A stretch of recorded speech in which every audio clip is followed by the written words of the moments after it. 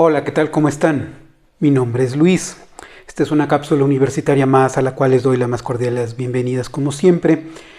En esta ocasión vamos a abordar un tema que estaba un poquito rezagado, pero bueno, ya estamos aquí. Saben ustedes, yo no me dedico a esto, pero con todo gusto, en cuanto tengo la posibilidad, ya saben, yo les cumplo. En esta ocasión vamos a hablar un poquito de derechos humanos, pero lo vamos a hablar en una temática un poquito diferente. Les voy a explicar por qué. Este tema de la horizontalidad tiene que ver con la violación de derechos humanos entre particulares. Eso creo que es muy importante que lo podamos saber porque existe esa posibilidad y les voy a explicar por qué. Hay muchos colegas que no están de acuerdo, vamos, no están de acuerdo ni siquiera con el tema de los derechos humanos, pero bueno, hay también una situación en la que es posible que un particular viole derechos humanos de otro particular y de eso vamos a platicar a continuación. www.luis.mx y ya están por aquí. Luis.mx no es una página web, es la dirección electrónica de este canal que cuando la teclean los lleva al home de este mismo canal y ahí van a encontrar más de 500 temas a lo largo ya de más de 1000 cápsulas que ya se han subido en este canal. Y yo estoy seguro que más de uno de esos temas, más de una de esas cápsulas va a ser del interés de ustedes. Sin más preámbulo, comencemos.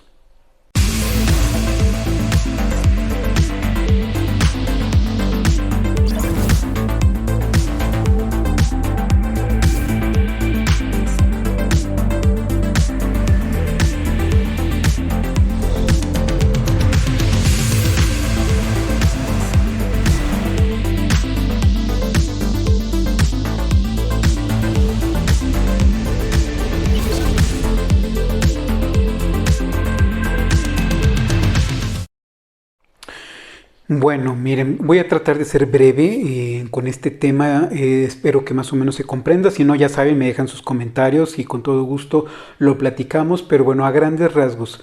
A raíz de la reforma del año 2011, en donde bueno, se modifica la constitución de este país, en el artículo primero, en donde ya se habla de derechos humanos y en consecuencia esto es extensivo para todo el país y toda la legislación nacional, abre el tema de convencionalidad, en donde ya no nada más es válido lo que dice la Constitución, sino también lo que señalan los acuerdos internacionales en un plano de igualdad. Se pueden reclamar derechos contenidos en convenciones firmadas por México al mismo nivel que la Constitución. Antes era pues la clásica pirámide kelseniana, como algunos la conocían, en donde había jerarquías de las leyes y se veía la Constitución hasta arriba y ya luego las leyes secundarias, en lo que se conoce como la pirámide invertida, de la cual ya hemos platicado en este mismo canal para quien guste revisar la cápsula, o la pirámide normal, en donde la base es la Constitución y el resto de las leyes son las que nos regulan.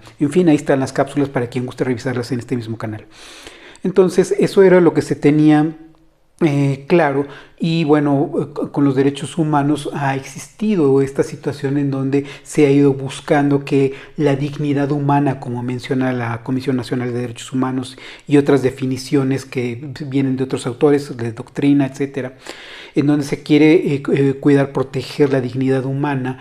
Hay diferentes figuras, pero siempre queda claro que para mucha gente que la violación de los derechos humanos tiene que ver con actos de gobierno, con acciones que emprende cualquier gobierno, de cualquier orden de gobierno. Muchos dicen niveles, no son niveles de gobierno. Ya hemos platicado en este mismo canal también por qué. Pero bueno, en estos órdenes de gobierno, entonces, normalmente cuando uno habla de violentar derechos humanos, habla uno de que el gobierno, o algunos dicen el Estado, también ya hemos platicado que no es del todo correcto decir Estado porque el Estado es todo un conjunto y aquí estamos hablando del gobierno. Entonces el gobierno a veces viola derechos humanos y obviamente hay demanda contra el gobierno y hay una indemnización por parte del gobierno. Entre todo esto han surgido algunas inquietudes entre personas que no les queda claro si sería factible que una persona violara derechos humanos de otra persona. Es decir, no solamente del gobierno hacia el gobernado, sino también entre particulares. Yo he platicado y ahora se los hago extensivo a ustedes en esta cápsula. Hay dos formas de ver la eficacia de los derechos humanos. Una es de manera vertical. La vertical se refiere a cuando es el gobierno el que violenta derechos humanos del gobernado, del particular, de la persona a pie, igual que ustedes y que yo. Y entonces, bueno, se procede, se activa la maquinaria jurídica para poder reclamar la indemnización correspondiente. Sin embargo, también hay otra situación que es la horizontalidad, que es de la que se trata esta cápsula. La horizontalidad de los derechos humanos se refiere a que entre particulares es posible que haya violación de derechos humanos. Entonces, mucha gente dice, oye, eso no puede ser. Los derechos humanos y en general todas estas leyes, pues normalmente es para proteger a los gobernados del gobierno, no entre particulares. Bueno, les comento a grandes rasgos, digo, es muy largo de comentarles, pero a grandes rasgos les platico que, por ejemplo, en Alemania, que es en donde surge esta teoría, hubo un caso precisamente en el que se hablaba de violencia de los derechos humanos, que tenía que ver con una contraposición de derechos, cuál era el que debía de prevalecer. Había una persona que quería exponer en una estación de radio una libre manifestación sobre situación en Alemania, sobre esta situación de la raza aria y las desventajas que era ser ario en Alemania y contra esa libertad de expresión, contra la decisión de un director de una estación de radio que le dijo que no podía ser transmitido ese mensaje y él se reservaba el derecho de no transmitir porque era, pues a final de cuentas era su radiodifusora y no era factible, ¿no? Entonces censuró el mensaje y ya dejó de difundirse. Entonces hay esta pelea entre estos particulares porque en realidad esta persona pues es un particular, no es una dependencia de gobierno, ni es este organismo descentralizado, ni desconcentrado, ni nada de eso, es un particular. Entonces se lleva esto a juicio y hay lo que se conoce en la doctrina un baremo, este baremo que es un conjunto de elementos para evaluar y obviamente hay una ponderación. ¿Por qué? Porque hay una colisión de derechos. La colisión de derechos es cuando dos derechos se contraponen y eso se le llama colisión. Entonces se hace una ponderación, es decir, una valoración en esta colisión y se revisa cuál es el derecho humano que prevalece en este caso y resuelve que en esta situación prevalece el derecho de difundir la idea, ¿no? El derecho a la información es más grande que el derecho al particular de no difundir ese mensaje. A muy grandes rasgos el caso es más grande, pero si ustedes gustan lo platicamos en una cápsula futura. Entonces aquí no hay actos de autoridad, no hay una situación en la que haya un órgano gubernamental. Estamos hablando de dos personas, de dos particulares, sí de una empresa, de una radiodifusora, pero esa radiodifusora no es autoridad y un particular. Entonces ahí vemos un primer caso, ¿no? Hay más casos y que si ustedes gustan los platicamos, pero este es un primer caso que inaugura esta horizontalidad de la que se empieza a hablar poco a poco y que va creciendo. Entonces, ¿esto cómo lo aterrizamos a México? Bueno, pues en el caso mexicano también existe esa posibilidad de la contraposición en esta situación de igualdad, lo vemos mucho. En derecho familiar sobre todo hay muchos casos en los que se ha hablado de esta situación en donde se está vulnerando los derechos entre personas. En este caso es de la igualdad, pero podemos hablar de muchos. Sucede mucho, por ejemplo, cuando todavía hay legislaciones estatales que hablan de derecho familiar, en donde se menciona que, por ejemplo, la mamá todavía en algunos estados tiene cierta preferencia o cierta prevalencia sobre el varón, por ejemplo, para el cuidado de los niños, o cuando son los niños muy pequeños, la mamá tiene la preferencia. En otros casos, por ejemplo, cuando el hijo es varón, los jueces a veces se inclinan por dar la patria potestad al papá para efectos de que se identifique, ¿no? Y si es una niña, pues que la niña quede al cuidado de la mamá. Entonces, Ahí lo que ocurre es que muchos padres se han inconformado. El papá menciona, ¿sabes qué? Yo me quiero quedar con la niña y no porque sea la mamá mujer es mejor para que se quede con ella. De hecho, de este tipo de criterios ya hemos platicado en este mismo canal. Para quien guste revisarlo, le da un scroll al playlist de este mismo canal y ahí va a encontrar cápsulas de derecho familiar.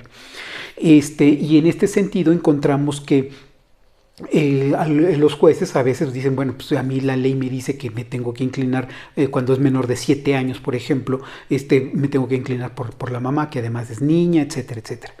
Entonces los papás se inconforman y efectivamente ya cuando el caso pasa incluso a revisión con la Suprema Corte determina que efectivamente no se puede seguir solamente el criterio que porque es niña y la mamá es mujer, ¿no? Sino que se tiene que revisar que verdaderamente sea benéfico para el menor, la menor, que quede con la mamá, ¿no? O con el papá en el caso de los chicos. Entonces ahí estamos hablando del derecho humano a la igualdad y hay diversos criterios, o sea, podemos hablar, si ustedes gustan, hablamos de casos más concretos, ya sería cuestión de que ustedes me lo dijeran, pero bueno, para que se comprenda cómo es que hay planos de igualdad y que esto quede claro, no es solamente en derecho familiar, esto se repite en diversos planos, en el derecho civil, en el derecho mercantil, en el derecho laboral, que tanto me han estado pidiendo. Por ahí la cápsula que se sube en coordinación con esta, ahí estamos hablando de si acaso las empresas pueden violar derechos humanos, ¿no? Los empleadores o los empresarios, los hombres de negocios, etcétera, ¿pueden violentar derechos humanos? Claro que sí. Mujeres, ahora que está tan de moda esta situación de grupos vulnerables, sí, claro, los grupos vulnerables también podrían, en esta misma tesitura, podrían violar derechos humanos, ¿no? Entonces, cuidado, ahora sí que les digo, cuidado con las cosas que hagan. Por eso yo siempre les he insistido, el respeto es fundamental. Entonces, la horizontalidad en esto consiste precisamente de que si hay en una contraposición de derechos, hay una colisión, como les he mencionado, y se va hacia un baremo para hacer una ponderación, pues bueno, puede existir de alguna manera violación de derechos humanos entre particulares, claro que sí. Hay muchos abogados que dicen que no es cierto, o que el tema de fondo es que hay una relación de jerarquía. A lo mejor confunden un poquito porque hace algún tiempo se realizó una jurisprudencia en donde se menciona que el seguro social, que no pertenece al gobierno, mucha gente cree que es del gobierno, que el presupuesto que recibe es del gobierno, sí, claro, pero no es un organismo propiamente del gobierno. Entonces había mucha gente que quedaba en estado de indefensión. Entonces, ya tiene años de eso, pero lo cito como ejemplo. Entonces, lo que se hizo la Corte es decir, bueno, el Seguro Social realiza actos de autoridad.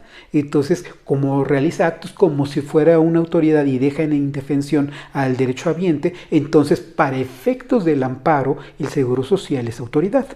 Bueno, muchos se quedaron con esa doctrina, con esa teoría, y se quedan con la idea de que solamente aquellas entidades que ejercen actos de autoridad pudieran violentar garantías individuales o en este caso derechos humanos.